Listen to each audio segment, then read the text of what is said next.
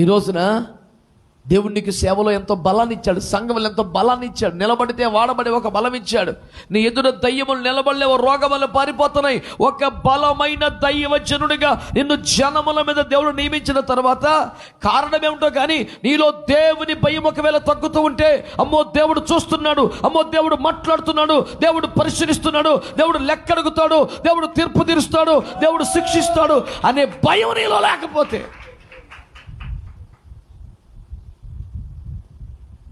నీకున్న బలం లాగివేయబడుద్ది, నీకున్న బలం తీసివేయబడుద్ది.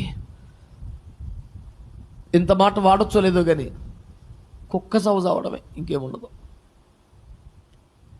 దేవుడే చెయ్యి వదిలి పెడితే ఏముండదు సార్. ఇంకా ఆయన చెయ్యి పట్టుకున్నంతసేపే ప్రభ, ఆయన వదిలేస్తే ఇంకేమీ లేదు.